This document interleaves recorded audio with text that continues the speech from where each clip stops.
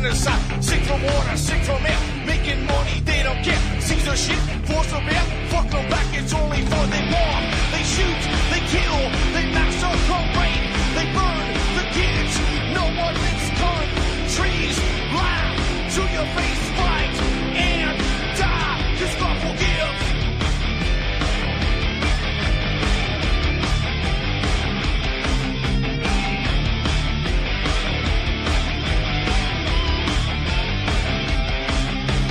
Selling lies and buying time, killing people next in line. Lower classes, social side, they don't matter, genocide. Sick from water, sick from air. Making money, they don't care. See the shit, force of bear. Fuck them back, that's only fair. They bomb, they shoot, they kill, they massacre, rape.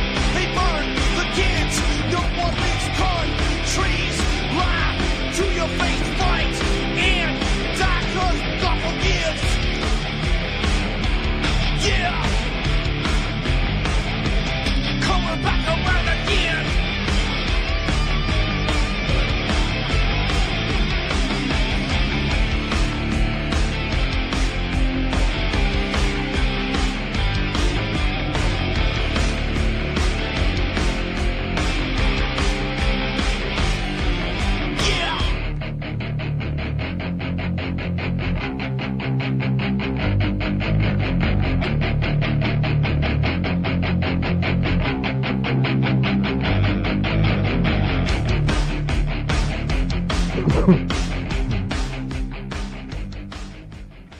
Welcome to the show. I'm your host, Ron Stevens. This is Rock the Boat right here on UCY.tv, my favorite online network.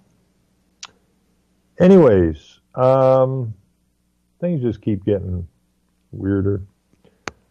We have in Ontario here, the leader of the Conservative Party resigned because somebody, a couple of ladies, accused him of sexual misconduct or whatever.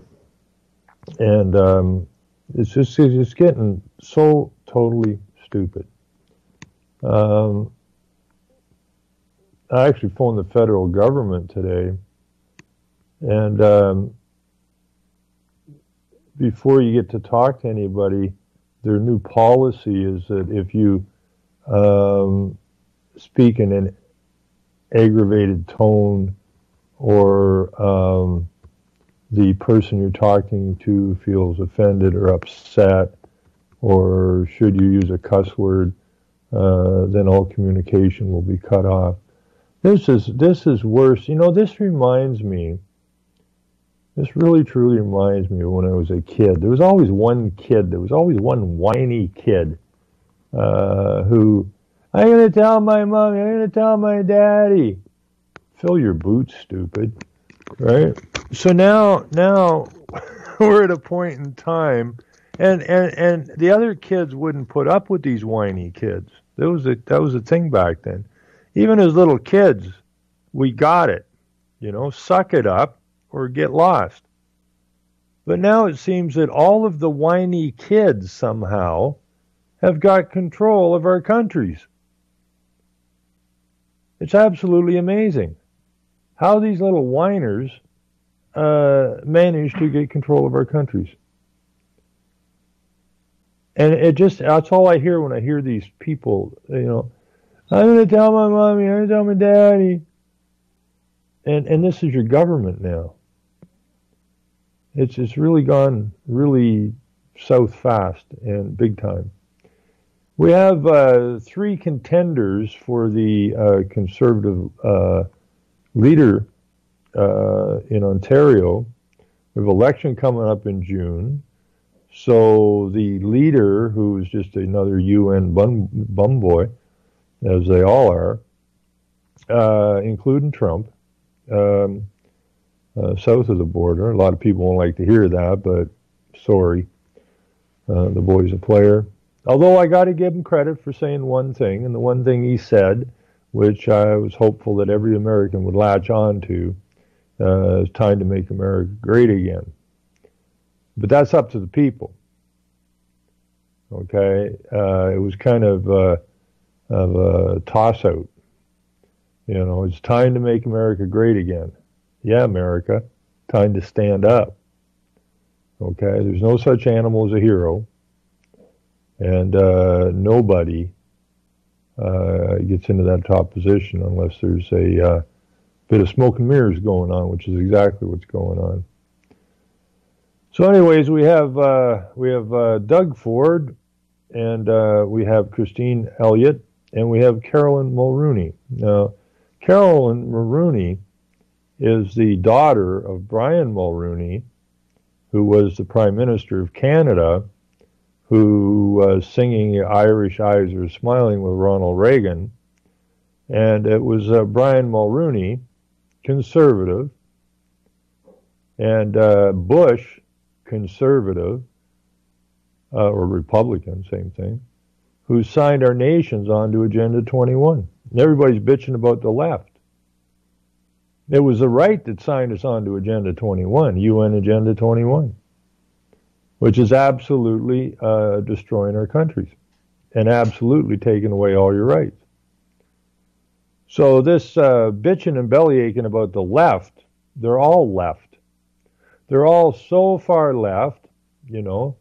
They have little Marxist dolls that they play with in their bathtubs, I suppose. I don't know. But anyways, we have a choice of two women, and according to the Club of Rome, man is the enemy, and we see that because we're desperate to put women into high-level roles and gay people. And so on and so forth. So we have two women running. Christine Elliott has some political experience. Doug Ford was a one-term councillor for the city of Toronto, I think. And Carolyn Mulroney has no experience, although she's been to Harvard and some other big schools out of the country. And her daddy's a traitor to the country, and so she, is into philanthropy and that, which is a bad idea because that's funding NGOs and whatnot. So we have the man, Doug Ford, is being promoted as a Donald Trump North. Bad idea, because the mood here is due left, and you can't pick up a paper in Canada. I don't think it would be a very rare occurrence. Every day that I look at these online main newspapers from Canada, there's always somebody swatting at Trump, right? And at the same token, when Obama was in power, they were kissing his ass. Pretty much every day in the paper. So Doug Ford is going to be put forward as a evil Trump-style guy, probably somewhat of a nationalist, and nationalism is white supremacy, and all white supremacists should be hung, according to the media and the universities. So, I would imagine who's going to get in here as the leader, probably Christine Elliott, which is another woman leader. Now, we already have the Liberals are in power in Ontario, and I don't know how Christine's going to stand up against Kathleen Wynne, because Kathleen Wynne is a lesbian and loves the pride parades and marches in them with the Prime Minister, who refers to himself as a feminist. I mean, this is so far gone. I don't know if you can even make up a comedy or a movie. That would be about the only purpose for all of what's going on here. So we got all this mudslinging going on, every day now, somebody else has fallen by the wayside because 22 years ago, someone looked at someone crooked, or someone thought someone made a sexual advance towards them, or whatever. And the players are falling like it's going out of style, but it's always directed at the men, never directed at the women, right? So guys are dropping like flies up here in Canada as the women rise to the top. It kind of reminded me of an old B movie. It was an old black and white B movie from the 50s, late 50s, early 60s, somewhere in there, when I was a kid, and it was these astronauts flew and landed on Venus or something, where the men were subservient and basically they were the slaves, and the women were the ones that ran the show on Venus. And this is exactly what they're trying to accomplish again. And this is all through the Gaia process, Mother Earth nonsense. Even though if you study Gaia, she was apparently a hoe. But I probably can't say that. Anyways, one guy that I'm going to talk about tonight is Steve Paikin. Now, he runs a show, which is, again, it's like this CBC, which is funded by the people of the country, and like the CBC and the, what's the one, BBC over in England, and then they have another one, something in Australia, all the same thing, all the same. It's just a propaganda machine, and you pay for it. And that's the news you get. But now they've all become propaganda machines, so you can't get anything but propaganda 24/7. Steve Paikin, who I had a chat with several years back on Twitter. I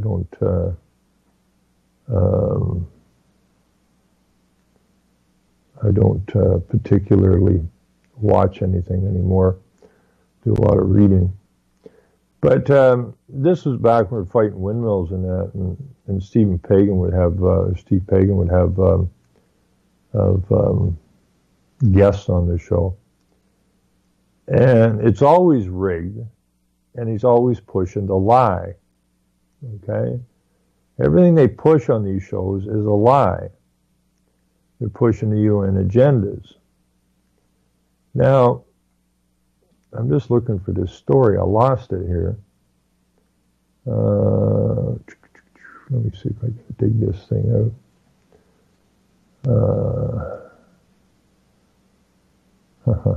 I had it. Anyways, I had a conversation with Paikin several years ago.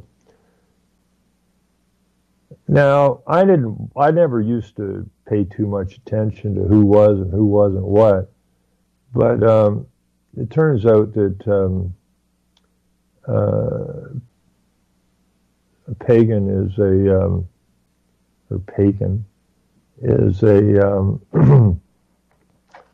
is a Jew. Go figure.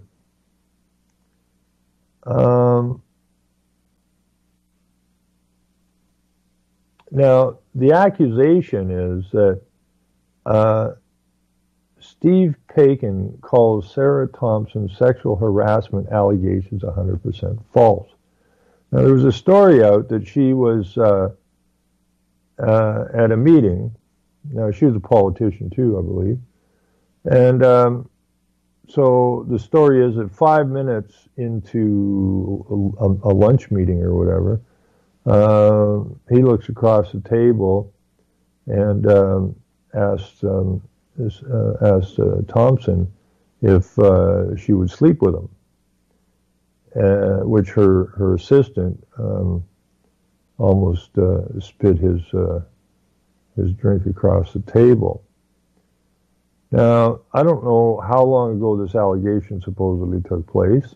It'll be a while back. They always are. But what I like about this story is that TVO's The Agenda host Steve Pagan responded to allegations of sexual harassment mounted by former mayoral candidate Sarah Thompson on Tuesday, calling them 100% false. Pagan's statements comes on the heels of TVO announcing it would not be removing him from the role amidst an investigation. To my delight, TVO has left me in the anchor chair of The Agenda. I appreciate that vote of confidence. They also said he did the right thing by calling in an independent third party to investigate. In a February 2nd post on Thompson's website, Women's Post, she wrote that a political talk show host asked her if I would sleep with him after attending lunch at Grano, a restaurant near Yonge Street in Eglinton. Thompson wrote that she replied she would never do that and then excused herself to call her campaign manager.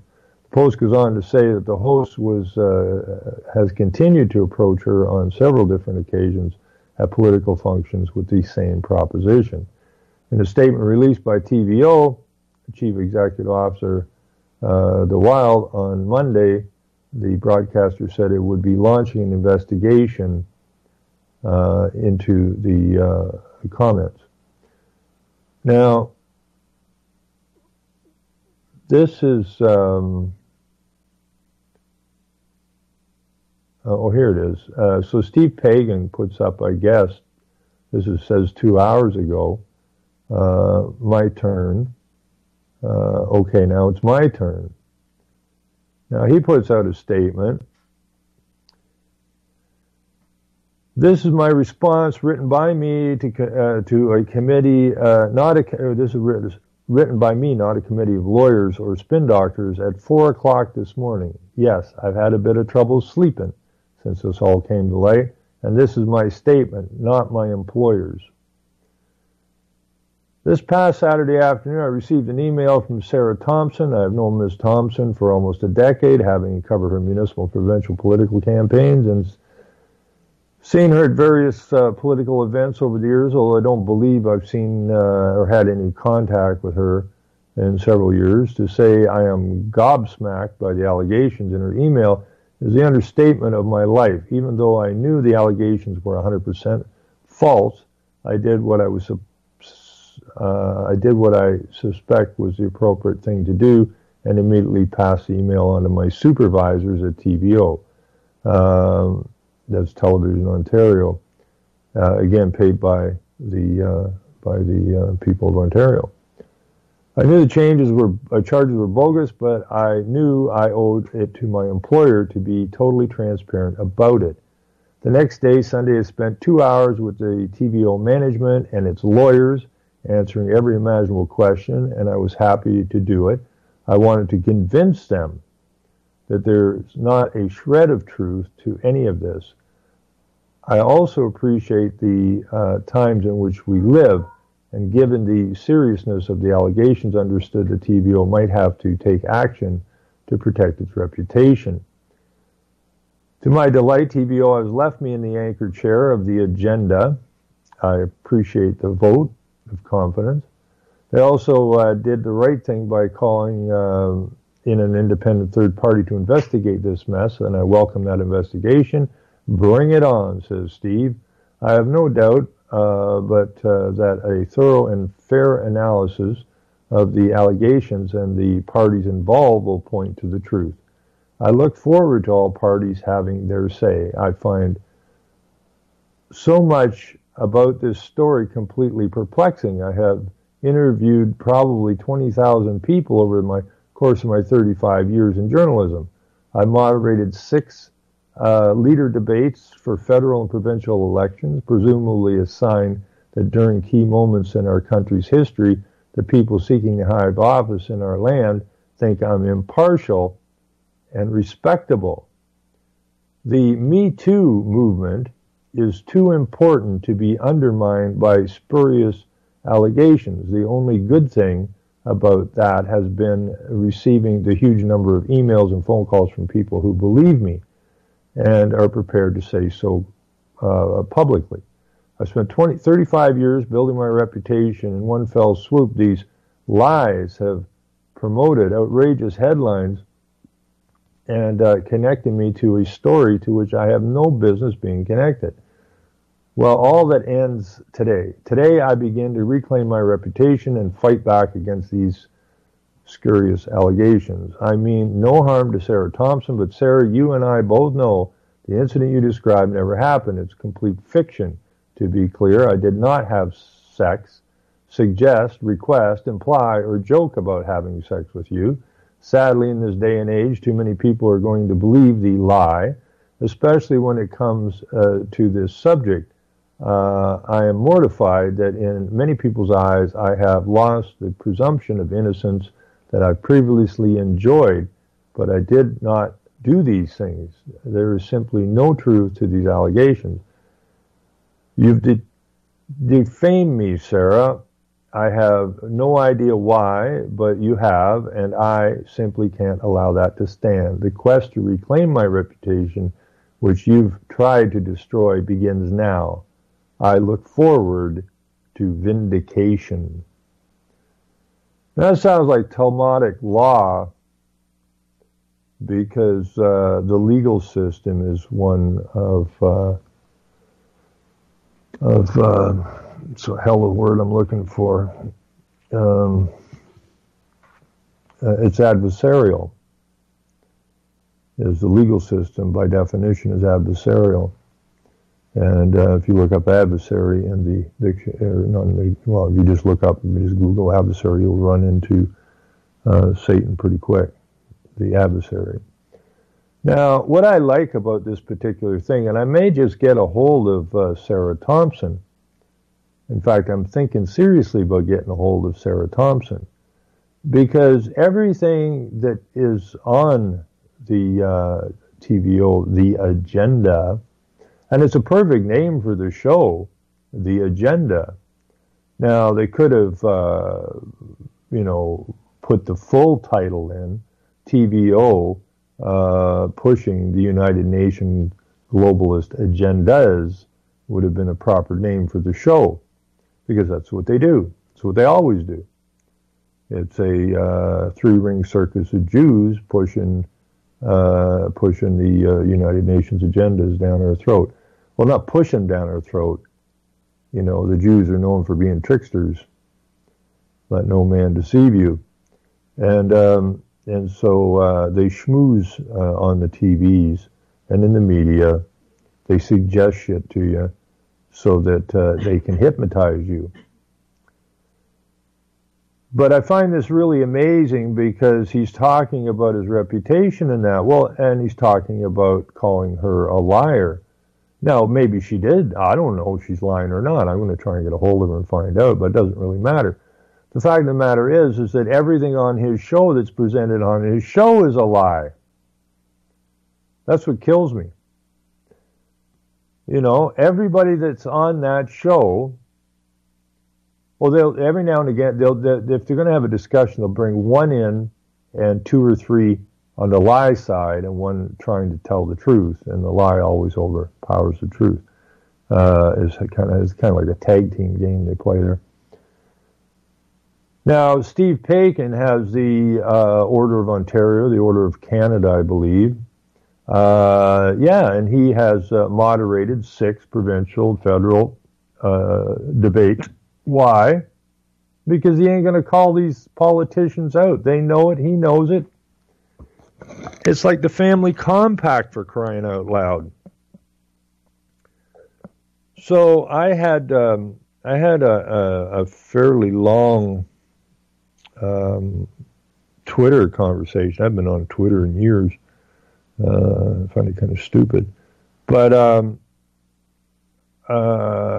this was back when I was trying to get Elizabeth May and David Suzuki on the show so we could have a debate.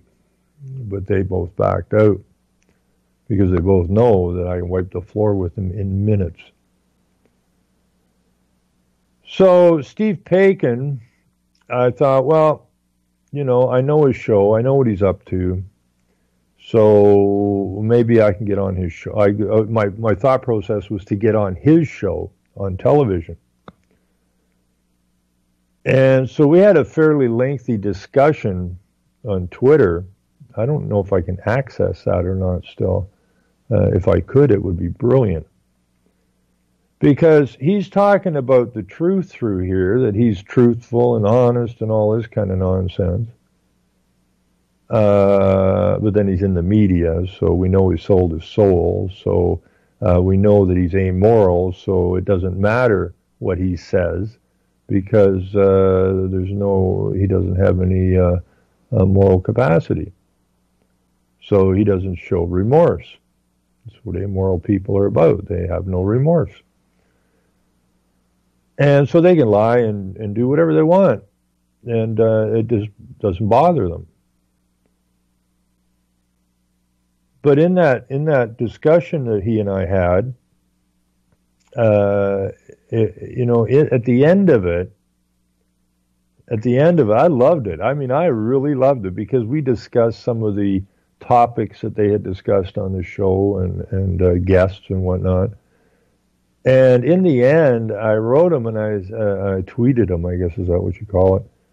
And I said, Steve, it seems to me that you seem to be partial to the untruth, not the truth.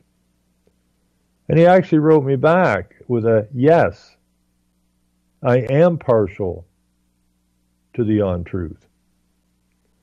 So how truthful is this guy? Well, the whole show is a charade to get people to accept all of these globalist agendas. That's why I say it should have been called the UN Globalist Agendas with host Steve Pagan.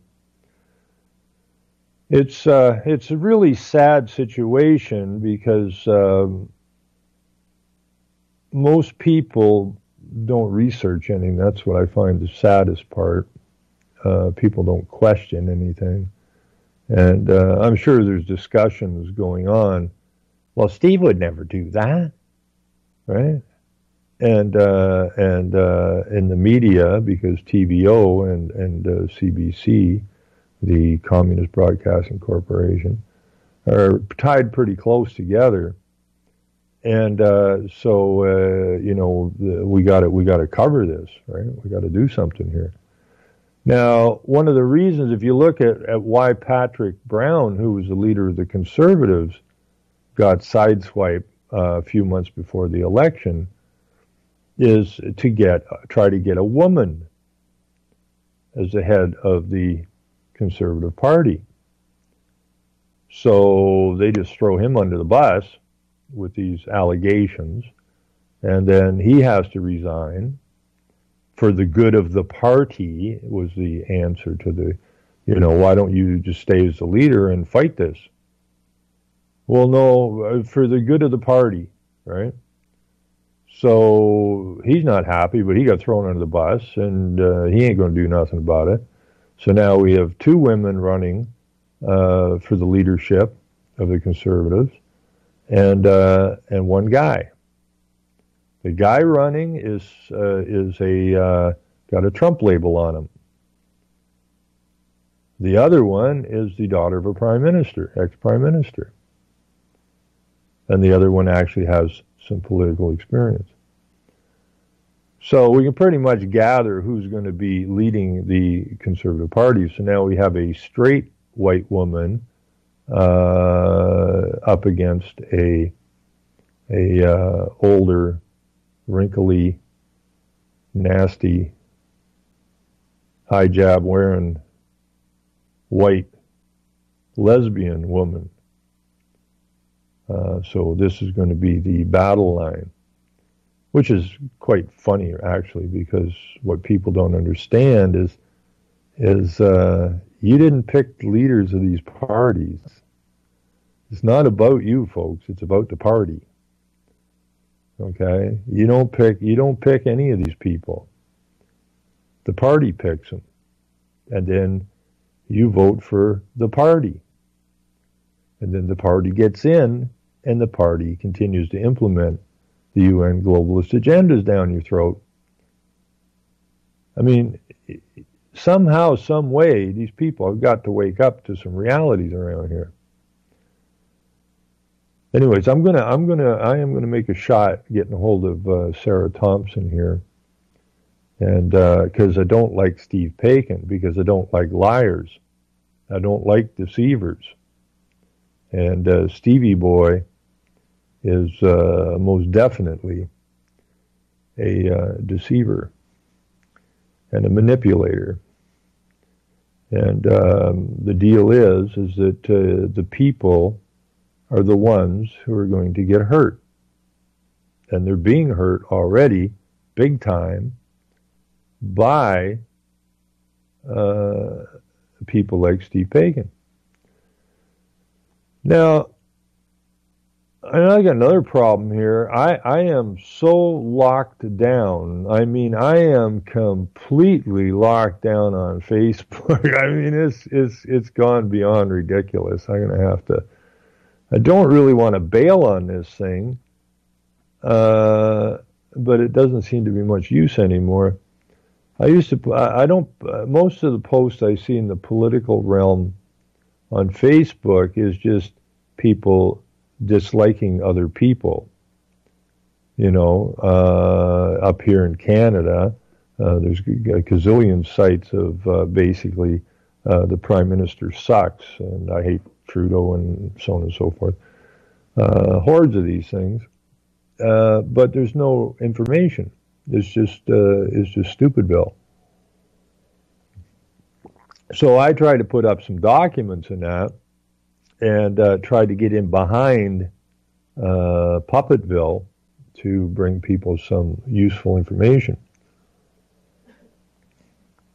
And I found it was, you know, I could run 20,000 plus views in 8 hours or so, or in a day, and get this stuff moved around.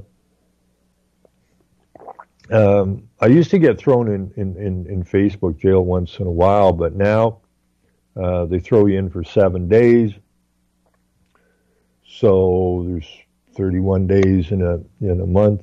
So that's about how many times I'm out of jail. I get out of jail. Sometimes I'm out of jail for an hour and then stuff back in it, sometimes a day. But over the course of a month, if I'm out of jail for 4 days, I'm doing pretty good.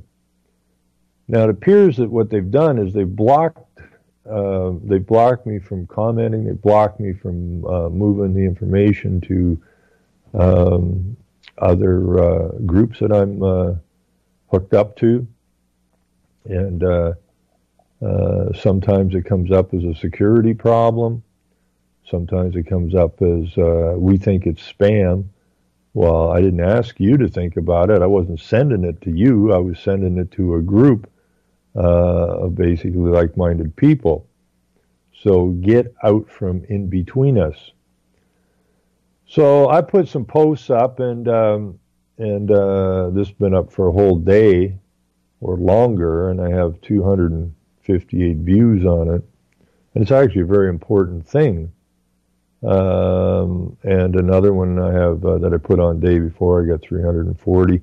But what really bothers me is when I go back, this is on Rock the Boat Facebook, but when I go back to my personal site, which I moved this stuff across to as well, and I have what do we got here?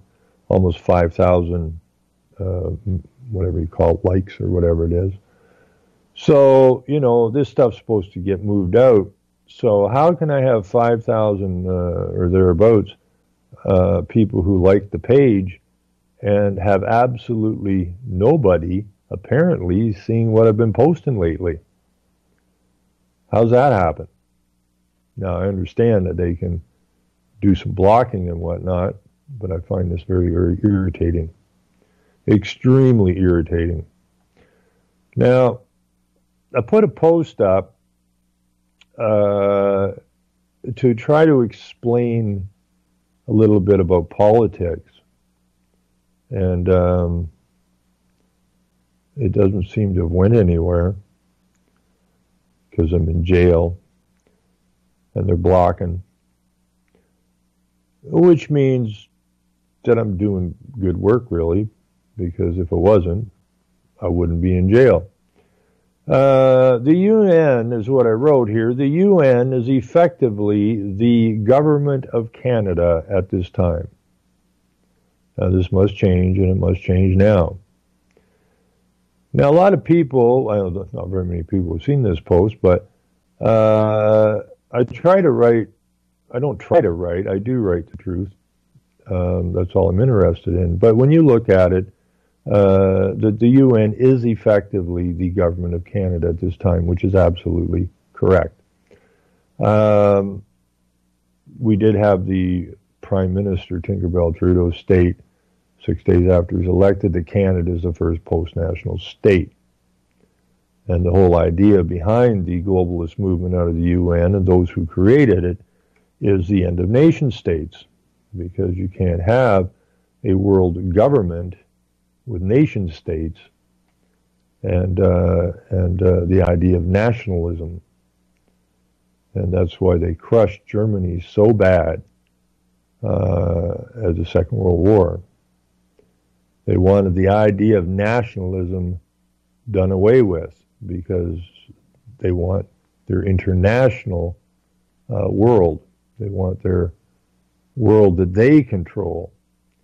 And the idea of nationalism, that's why every time somebody says, you know, I'm a nationalist, everybody starts yelling at you, calling you a Nazi and a white supremacist and all this kind of stuff, because they have to put the idea of nationalism down, because they can't have their global government. They can't have their internationalism if there's standing nations. Anyways, you know, we're coming up to an election here now, and the Conservatives already put their platform forward before their leader got thrown under the bus. And when I went and looked at it yesterday, and it's the same as the Liberals. The only difference is they have a few little different tax breaks and that, or they're going to throw a little bit of money more towards childcare than the other party or whatever. But the fact is, you know, where are you getting the money from? You know? So they're trying to entice the children, the adults who still live mentally like children, trying to entice them with little candies, you know, tax break here or there or whatever, even though the province of Ontario is 300 and got to be getting closer to $20 billion in the hole for 15 million people. You can't, we're screwed as far as that until we break the rule, until we cut the ties with the United Nations. And what's so important about cutting the ties with the United Nations? Well, the United Nations, they run your school curriculums out of UNESCO. They run your health out of WHO. They run your food and agriculture through the FAO. They run your finances through the World Bank and the IMF. And all of these loans and all of this debt is completely 100%, like everything else, phony. So once you cut the ties with the UN, you can kiss the debt goodbye. Simple as that. You ain't got no obligation. This is why it's so important that we cut the ties with the United Nations. Anyways, this is right in here. The Ontario Liberals brought in the living wage. It's everywhere, right? The living wage. Now, the Conservatives and the NDP, which is the New Democratic Party, which is basically Socialist International, they're both going to keep it. Now, they were all bitching and complaining about it, and, they just want to be king of the castle for a while. So they were bitching and complaining about this living wage was being introduced into Ontario, that it was coming too fast, too hard. It was going to be very detrimental to small businesses and that, like these parties give a damn. Because part of the living wage was the idea of crushing the last of these small family-owned businesses. Because they want you buying only things online and from big box stores. They don't want any independent anything. So they bitched and complained about it, but now we're getting into an election, and now that the living wage has been put in place, the living wage was calculated to be $15 an hour, so the conservatives or the liberals raised the minimum wage to $14 an hour in one lift, where the other party said they would bring it in more gradually. But it's the same end result. It's the living wage. So this is how this operates. So the conservatives and NDP are not going to roll back the living wage, even though they were complaining about how fast it came in. So the liberals, the conservatives, and the NDP are on side with sustainable development, renewable energy, carbon tax, climate change, LGBTQ, migrants, Islam, etc. All three parties. Now, why do the parties seem so much alike? Because they are. They're all pushing the UN globalist agendas without telling you. And that should really piss you off. Now, where did the living wage come from? This is the kicker. You know, people never go and say, well, everybody's pushing this. Where'd it come from? Well, no, it's good for us because the media told us, and therefore it's a good thing. And the idea was they'd like to keep the liberals in power because the way they have it set up now, they can really roll with this. So they really don't want, I mean, it's still going to roll forward, but it might be a little more complicated than it would be because the whatever other, if a different party got into power, they'd have to make some readjustments in that to get back on track. And if they keep the liberals in power, the train is rolling now. So they brought in the living wage to show that the liberals care, and so on and so forth. So where did the idea of the living wage come from in the first place? Same place the rest of the crap that's destroying Ontario and the nation and all the other countries on the planet, the UN and its globalist partners. Now it is time to cut all ties with the UN and throw all supporters of it off our land. They are a deadly virus afflicting our nations. So in here we have the minimum wage thing, and this is important, and I think this is why I get flagged so much on Facebook, because they don't want people reading this crap, right? So we started number 3 on it, and it says this is neither an abstract nor a pie-in-the-sky recommendation. The government of Ontario, and that's every other government, provincial, state, and the state side, because you're all hooked into the UN. You're all hooked into the sustainable movement. The government of Ontario has a legal obligation to uphold international human rights laws. And, as I will discuss, a number of human rights bodies within the United Nations systems have provided governments in Canada with concrete recommendations as to what must be done with respect to minimum wage in order for Canada to comply with international human rights law. So now we have the Liberals pushing forward this livable wage or living wage, and the media at no point brings forward the fact that this is not something the Liberals cooked up, just like the carbon tax isn't something the Liberals cooked up, just like the LGBTQ movement is not something that was kicked up here, or any of these other things. The vaccines were not kicked up here. That came out of the WHO, which is UN. So it is, like I said at the beginning of this, essentially the government of Canada is run by the United Nations, which plays perfectly into the idea that Canada is the first post-national state. Now, there's been more damned agreements signed by the states of the United Nations.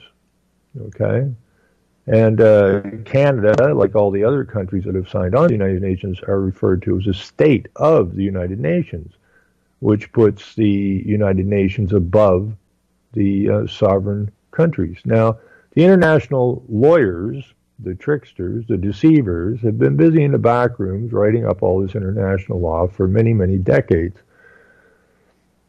But the people don't know about it. They're never told about it. And all of these agreements and treaties and whatnot being signed by our so-called leaders, obligating us to what the international lawyers wrote, is just treason of the highest order. So it goes on, number 4 here says, let's back up. From where do Ontario's international human rights obligations derive? Canada has ratified a number of international treaties like the International Covenant on Economic, Social, and Cultural Rights, which commit Canadian governments to guarantee, and it doesn't matter what country you're in, just what I'm reading here, just plug the name of your country in there, and you've got the same ball game. Which commit Canadian governments to guarantee the enjoyment of economic, social, and cultural rights by everyone. According to the Vienna Convention on the Law of Treaties, alongside the federal government, provinces are equally committed to international treaties, okay, especially in areas that fall within provincial constitutional jurisdiction, such as the setting of minimum wage standards.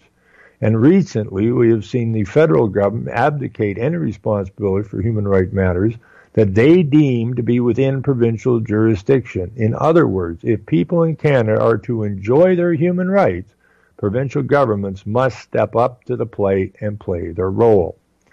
What does the international human rights law say about minimum wage? In a consultation with the provinces, Canada ratified the International Covenant on Economic, Social, and Cultural Rights in 1976.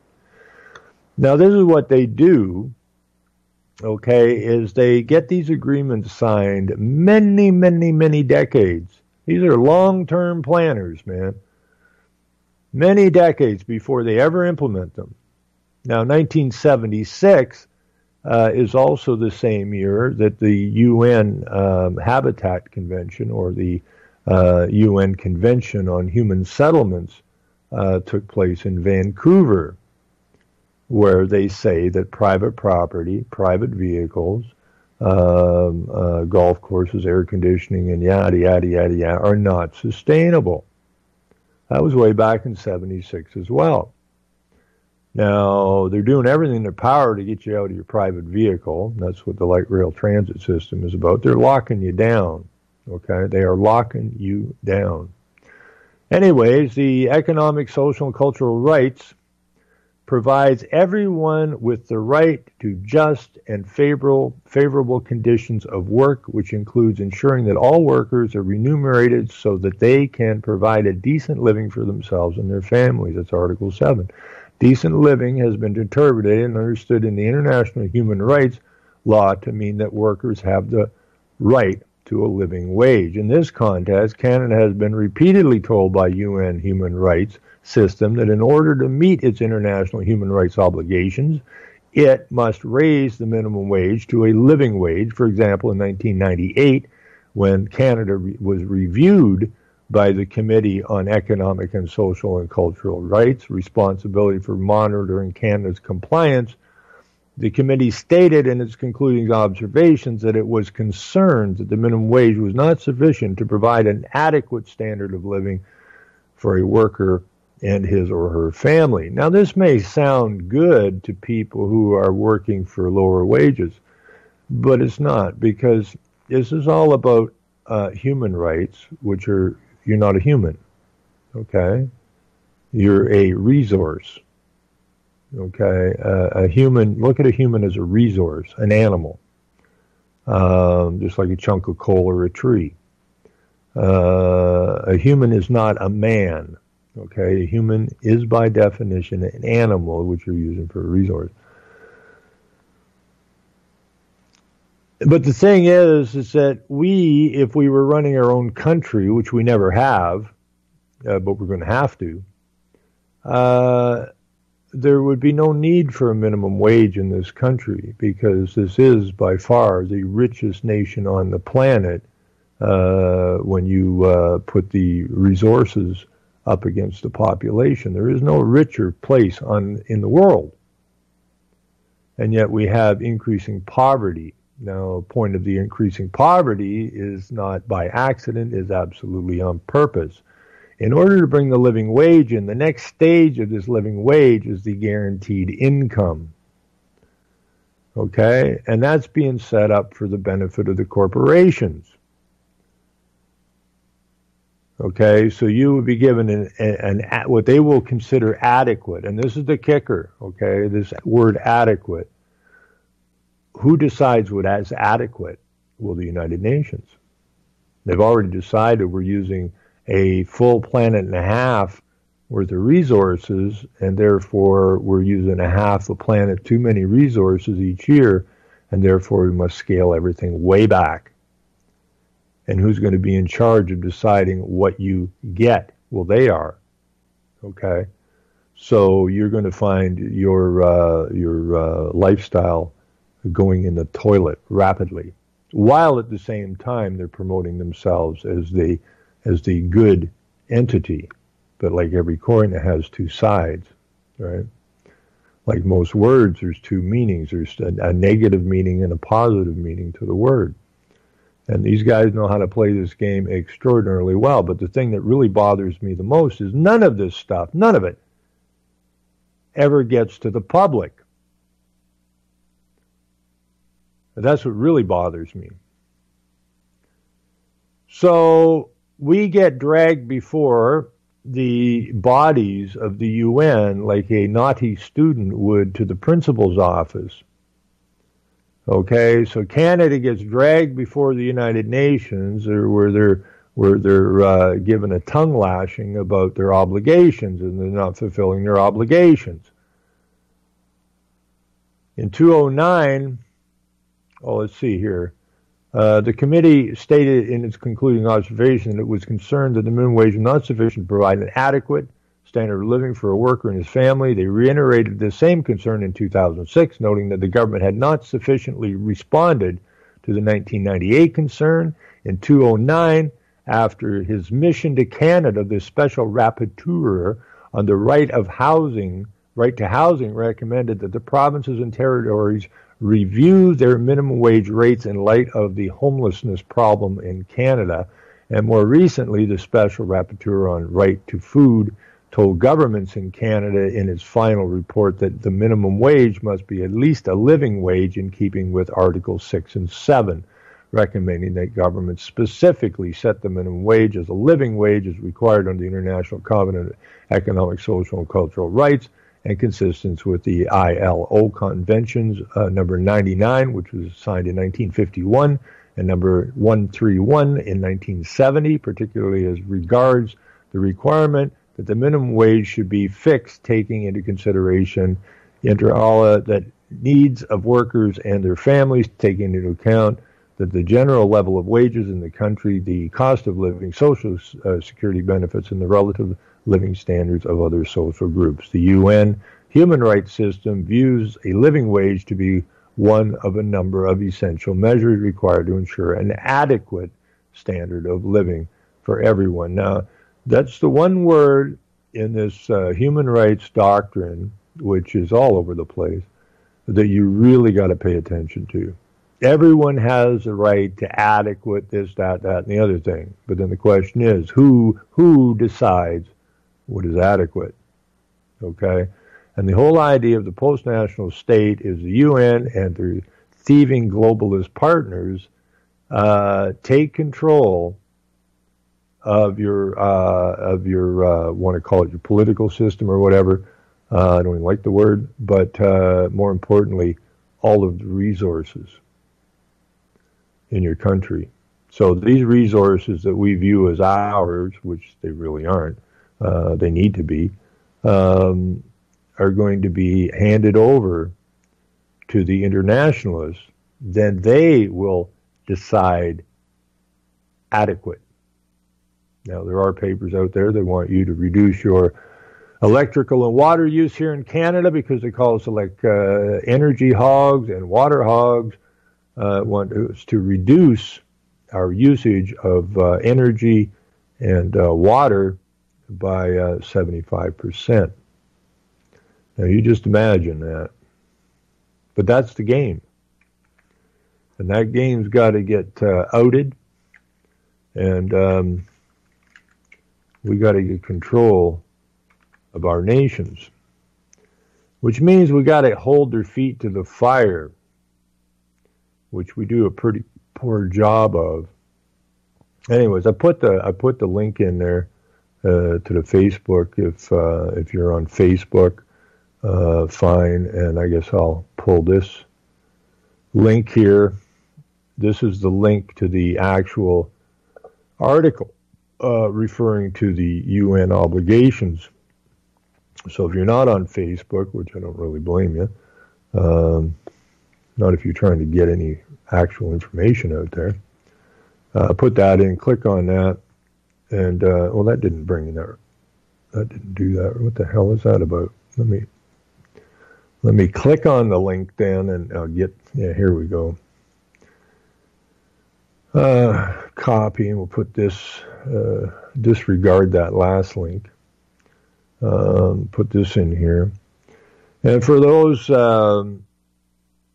You can just put in, this is cwp-csp.ca//2013 /11/make the minimum wage a living wage. So, but you can just put in United Nations living wage. You'll dig it out. This is very important stuff. And very few people know about it. Some years back I was told that I was the most knowledgeable guy in Canada regarding the United Nations. I hope the hell that isn't true. But when I got studying what's wrong in this country, it didn't take long to get me over to the United Nations. And I've studied it for a long, long time. So this thing of arguing about who the leader of a political party is going to be or what political party is going to lead your country is absolute smoke and mirrors. And people have to come to terms with that because that's just the way it is. So our nations are being taken down from the inside. As I say, this is the Third World War. It is well underway. It is a spiritual, psychological war. A war that we must win. And we will win if we just stand up. It's that simple. Quit looking for heroes. Look in the mirror. You're the hero. Okay? Every one of you is the hero. And just the way it is. So I guess we're just about out of time. For today, we'll be back on Thursday night, same place, same time. And let's see, today's the 6th. No, I still won't be out of Facebook jail. I don't get out till the 10th of February, and probably for an hour or so, and then be put back in it. So I want to thank UCY.tv, and I hear music, which means we're out of here. So take care, everybody. Keep the sticks in war.